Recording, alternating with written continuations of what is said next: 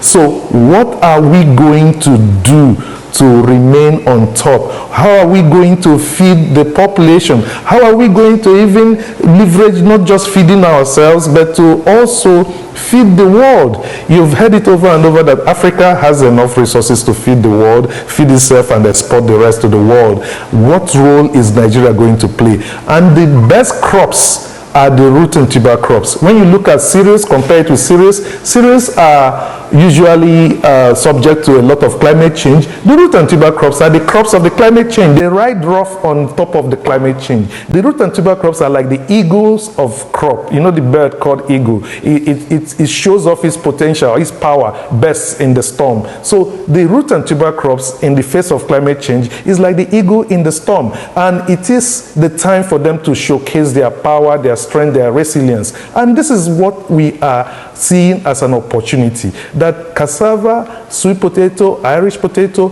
we are on the pathway to becoming the largest in the world for the ones that we are not yet the largest, or at least in Africa. So what would we do? What should Nigeria do? How are we going to be prepared to lead the world in this area? NRCRI sees herself as the armor bearer. We are the ones that are going to, and the food soldiers at the same time. We are the ones that will implement this. And we are the ones that will lead Nigeria to the right path to become food sufficient and also a net exporter. So that is what we are celebrating. You know, we are celebrating it and gearing up ourselves, sensitizing ourselves that this is what is facing us. It's not going to be a very easy ride, but it is what we are preparing ourselves and preparing the people after us, the generation next. And that's why we are training and building capacity. The generation next.